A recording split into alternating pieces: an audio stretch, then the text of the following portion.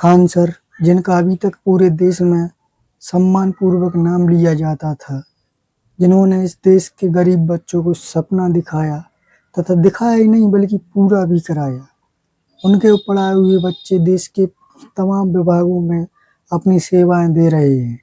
लेकिन अचानक से ऐसा क्या हो गया कि जिनका नाम इतने सम्मानपूर्वक पूरे देश में लिया जाता था, आज अचानक खान सर से फैजल खान पर आ गया तथा देश की मीडिया उनको इतना बदनाम कर रही है। ऐसा क्या हो गया?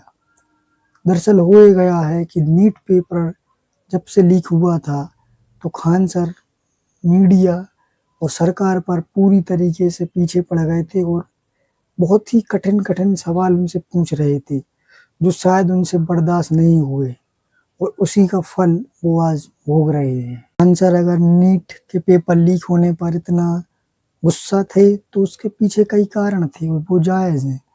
दरअसल हमें ये समझना होगा कि नीट का पेपर आने वाले भविष्य के डॉक्टर देते हैं।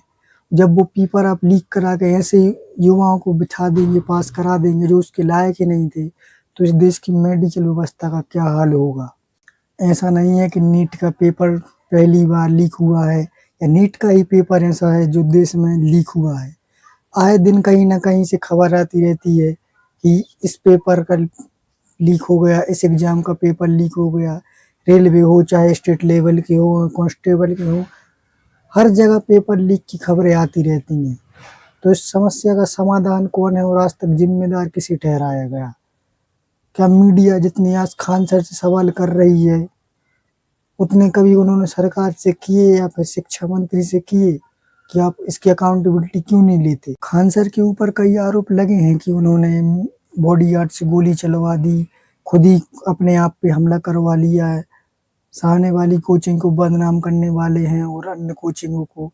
लेकिन अभी पुलिस इन सभी मामलों में जाँच कर रही है। जब तक वो इन मामलों में पूरी तरीके से दोषी नहीं पाए जाते, आप उनको कसूरवार पूरी तरीके से नहीं ठहरा सकते या बोल नहीं सकते कि वो अपराधी ही हैं जब तक साबित नहीं होता। तो उनका नाम अभी पूरी इज्जत से लेने की ज़रूरत है इस देश की मीडिया को।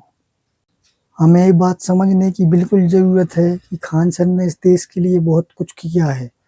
इस देश के गरीब बच्चों के लिए इतनी कम फीस में शिक्षा दी है कि वो अपने सपनों को पूरा कर पाए हैं और उन्होंने अपनी कमाई से एक ऐसा हॉस्पिटल बनाया है, जिन्होंने जिस हॉस्पिटल में हज़ारों की संख्या में लोग दवाई कराने जा रहे हैं, इलाज कराने जा रहे हैं और जिस इलाज में हज़ारों रुपए लगते हैं, वो कुछ ही रुपयों में वो इलाज हो पा रहा है।